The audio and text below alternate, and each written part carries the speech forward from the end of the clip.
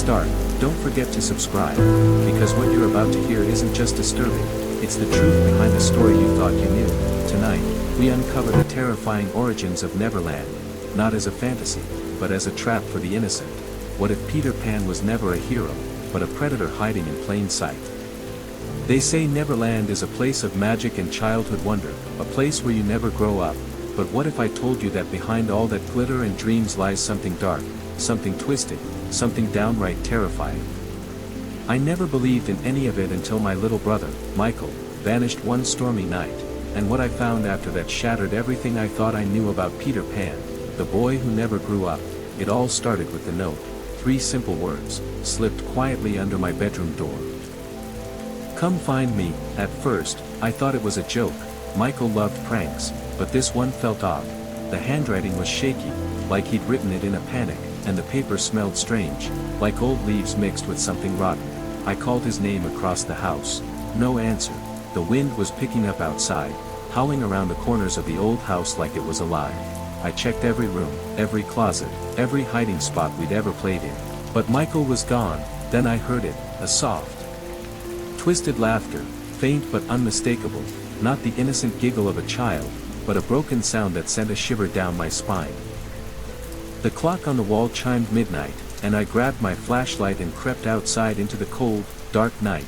The street was empty except for a flickering street lamp at the end of the road, and I thought I saw movement, a shadow slipping between the trees.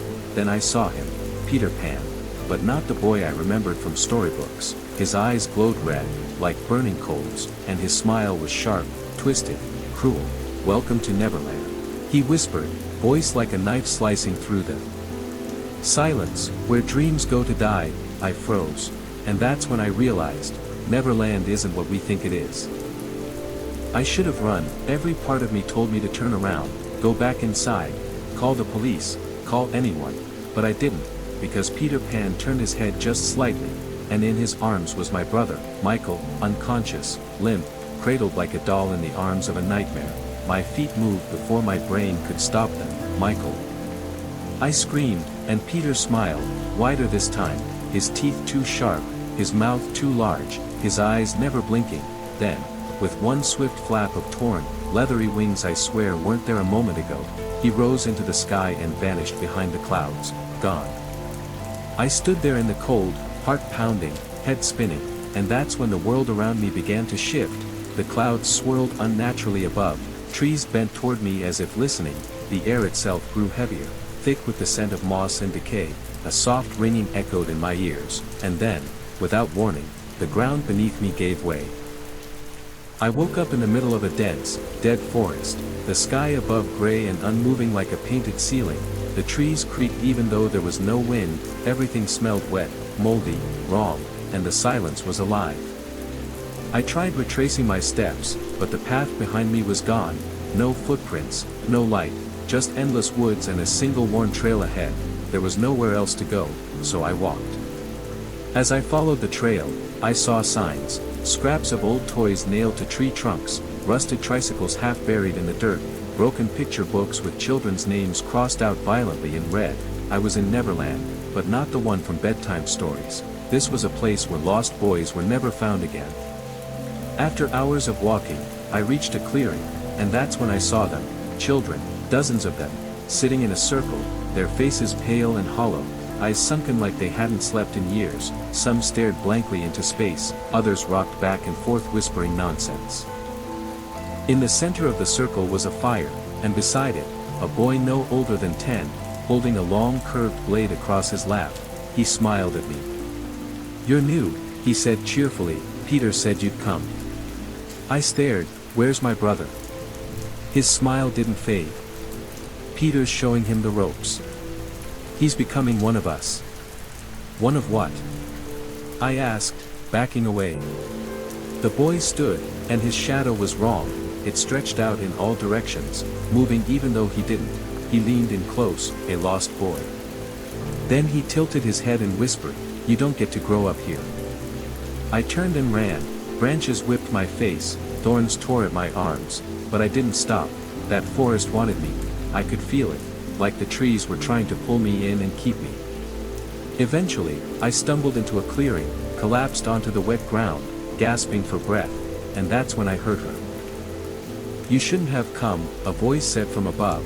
I looked up and saw her sitting on a low branch, a girl with short silver hair and eyes like glass, her wings tattered, barely holding her up. "Tinker Bell?" I asked. She nodded slowly, her expression cold. "He feeds on belief," she said. "Every time a child dreams of Peter Pan, he grows stronger. But belief isn't enough anymore, he needs bodies now. Souls." My skin went cold. "He's not a boy," she whispered, "he never was. He's something ancient, wearing a child's face." She floated down and looked me dead in the eye. "You want your brother back? You'll have to break the story. You'll have to kill Peter Pan." Tinker Bell looked fragile, her wings frayed and her skin shimmering like cracked glass, but her voice was steady, cold and haunting. "You don't belong here," she said, "but you're too late. Peter's already chosen your brother." I shook my head. "No. I'm getting him back." She sighed and floated beside me. "Then listen carefully. This place, it's not a dreamland. It's a trap. Neverland doesn't keep you young, it keeps you stuck. Peter lures children here with promises of freedom, adventure, no rules, no adults." Her voice dropped to a whisper. "But once you're here, you forget who you were. You forget home. And eventually, you forget your name." We walked through the woods as she spoke. She told me about the first boy Peter brought here, centuries ago. Back then, Peter was a child. But something found him in the woods one night. Something ancient. Hungry. It wore Peter like a mask. And from that day on, it started building Neverland, not out of love, but to feed. "Peter doesn't age," she said. "But not because he's special. He steals time from others. Every year he stays young, someone else fades away." I stopped in my tracks. "You mean he kills the kids?" Tinker Bell turned toward me.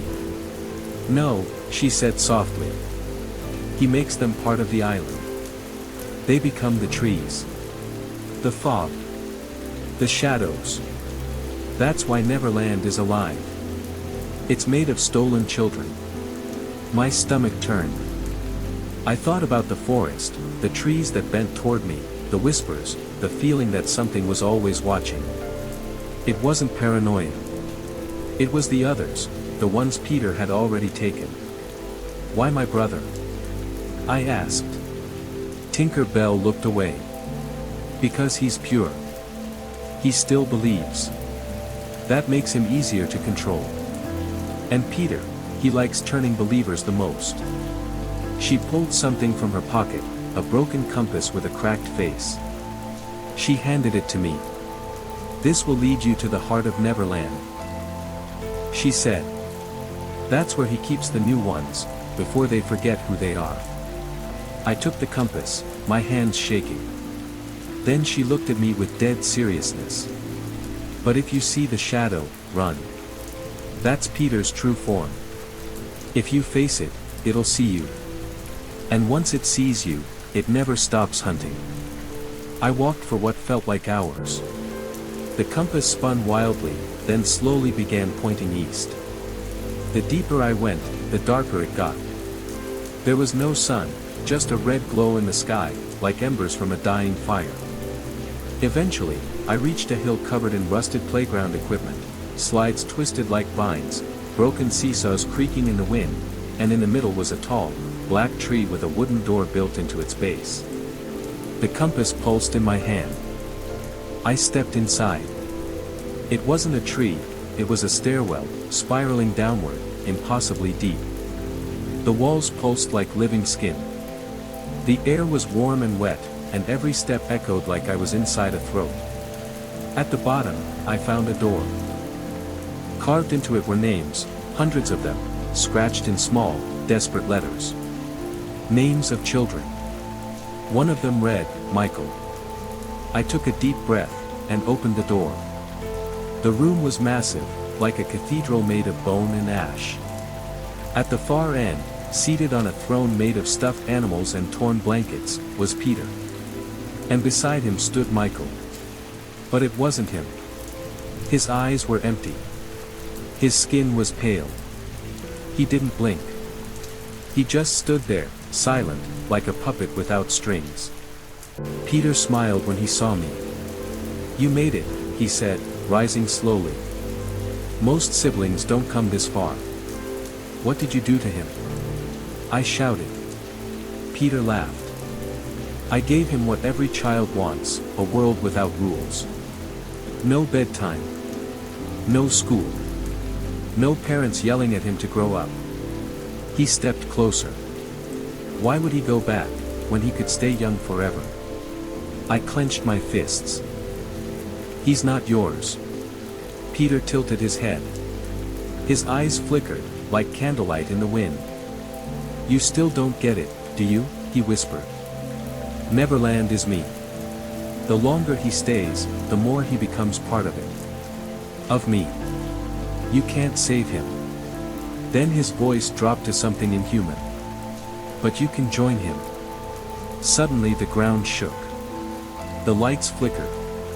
Peter's shadow on the wall began to stretch, crawling up the walls, twisting and splitting into limbs. The shadow. Tinker Bell's warning came back instantly: "If it sees you, run." But I didn't move. "Not this time." "You said Neverland is built from belief," I said. "So what happens, if someone stops believing?" Peter paused. He blinked. Just once. For the first time. The shadow behind him shuddered. "What are you doing?" he hissed. I stepped forward. "I don't believe in you anymore." The room screamed. The walls cracked. The throne collapsed. The shadow shrieked like a dying animal. Peter clutched his chest, eyes wide in rage. "Stop." But I kept going. "I don't believe in Neverland. I don't believe in magic. I don't believe in you." Michael stirred. His lips moved. "My name is Michael," Peter lunged, claws extending from his hands, teeth jagged, inhuman, but just before he reached me, Michael stepped between us. "Leave my brother alone." And in that moment, the illusion broke. Peter shattered like glass, his body turning into ash and memory. The shadow screamed, writhing, then crumbled into dust. The entire world began to collapse. Tinker Bell appeared beside me, weak but smiling. "You broke the story," she whispered. "Now, run." She reached toward us, her wings flickering like a dying spark, and everything went black. I woke up choking on air. Cold. Wet. Heavy. The sky above was moving again. Real clouds. The smell of earth, smoke, and rain. Michael lay beside me, unconscious but breathing. We were in the woods behind our house, just a few feet from where he'd vanished that night. I couldn't believe it. We'd made it out. I pulled him into my arms and held him there, crying. He stirred slightly and mumbled something. "Home." I nodded, even though I wasn't sure it was true anymore. That night, Michael slept in my room. I didn't sleep at all. Every time I closed my eyes, I saw Peter's face, that last moment, when the world collapsed and he screamed like something being ripped from the inside out. But it wasn't just his scream I remember. It was Tinker Bell's. Right before the end, she said, "There's always a price." For the next few days, things were quiet. Too quiet. Michael didn't speak much. He barely ate. And he wouldn't go near a mirror. He'd just stare at his reflection with this blank, confused look. Like he didn't recognize himself. I told myself he just needed time. But something inside me knew that wasn't it. Then, the drawing started. Michael would sit for hours with a notebook, sketching strange shapes, twisted trees, black rivers, broken faces. Sometimes I saw flashes of Peter in them. Or something worse. I asked him once what he was drawing. He just looked at me and said, "He's still here."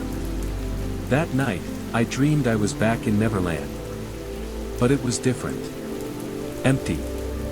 Dead. The forest was gray. The air was still. And in the middle of it all stood Peter's throne, broken and covered in vines. I approached slowly. And on the seat was a mirror. When I looked into it, I didn't see myself. I saw Michael. Standing behind me. Smiling.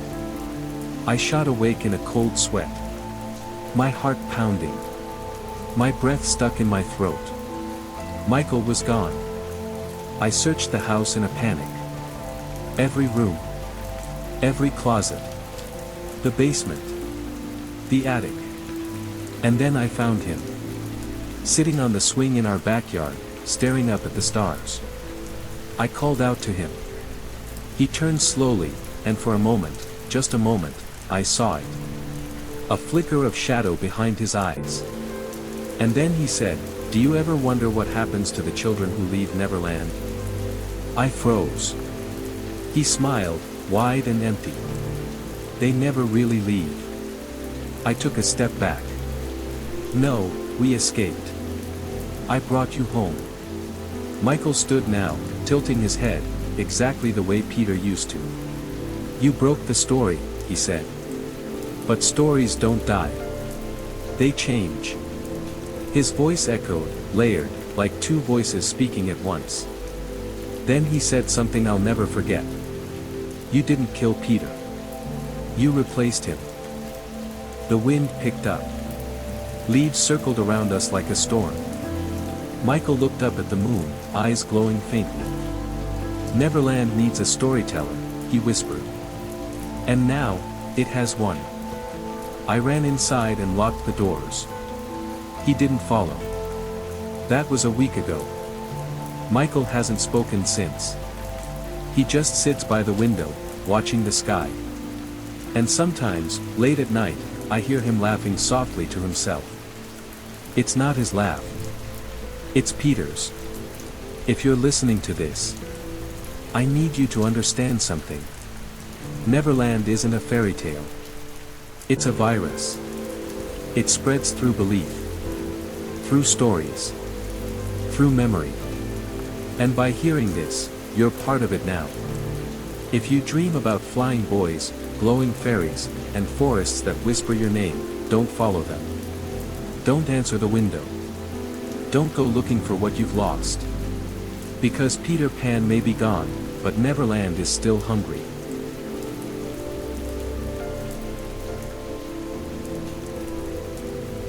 I grew up with my twin sister Paula in a small villa in Waterbury, Connecticut. We were both 16 back then. And like most siblings, we argued, often loudly. But we were inseparable. What happened that summer changed everything for both of us, changed us. Our backyard opened into a thick line of trees, dense woods that everyone in our neighborhood avoided. There were rumors, of course. Strange noises at night, flickering lights, things people dismissed as just the wind. But Paula and I, we were curious. One evening after dinner, we grabbed sandwiches and ginger beer and sat outside, watching the sun go down. The trees swayed in rhythm with the breeze, their shadows crawling toward us as the sky dimmed. I still remember how peaceful it looked, deceptive, really. We got up, and without saying much, started walking toward the woods. I don't remember who suggested it. Maybe both of us did. Maybe the forest pulled us in. It took about 10 minutes of walking before we saw it. An old, abandoned house. 2 stories. Victorian. The kind of place you see in movies and think, that can't possibly be real. But it was. The walls were cracked, overgrown with ivy, and the brass gate was almost fused shut from rust. Almost. We pushed through. The gate screamed when it moved. "Let's go in," I said. I tried to sound excited, but my voice cracked halfway through. Paula hesitated. "Peter, this looks wrong." We shouldn't. She always had that sixth sense, like she could feel things most people couldn't. I won't go in without you, I told her. Just a quick look. Please. She sighed. 5 minutes. We walked up the porch. The front door was already open. Inside, the air was thick, like it hadn't moved in decades. Dust swirled in our flashlights like fog. Furniture was covered in yellowing sheets. Old portraits stared at us from the walls, their eyes glossy with time. Then we heard it. Footsteps. From upstairs. Not heavy. Just steady. One at a time. I felt Paula grab my arm. I didn't even look at her. We turned, fast, and bolted out. We didn't talk. Didn't scream. We just ran until our house was in sight. And still, we didn't stop. Not until we slammed the door behind us. That night, we told our parents everything. I thought they'd laugh or maybe scold us for going into the woods, but Mom, Donna, just went pale, and Dad clenched his jaw without saying a word. The next day, we took them to the house. They didn't talk much, just stared at it like it was something out of an old dream. As we turned to leave, Mom suddenly stopped. Her face froze. I asked what was wrong. She said one word, the window. I turned, and saw someone standing in the attic window. We came home in silence. That night, I heard Mom and Dad whispering. They didn't know I was listening. Mom said, "That's the house people say is cursed." The Smiths said they've seen lights there, and people have gone missing in those woods. Dad just said, "We're not going back." But they did. The next night, Mom put us to bed too early. Her kiss felt off. Her smile wasn't real. I stayed up and watched the clock hit 7:12 p.m. Then I peeked outside, saw them in black clothes, heading into the woods. Mom was carrying a bat. They went back to that house.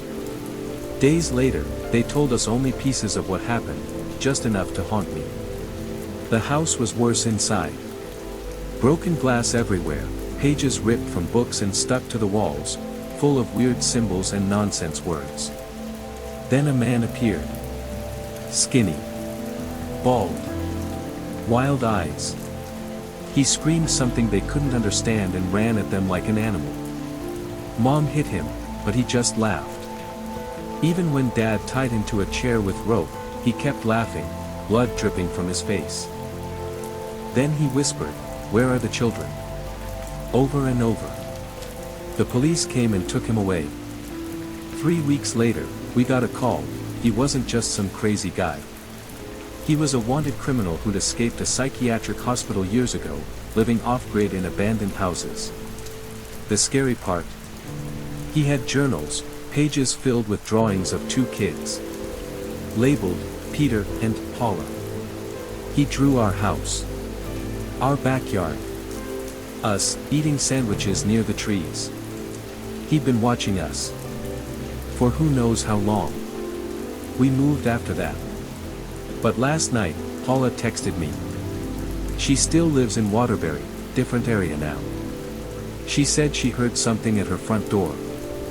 3 soft knocks, then silence.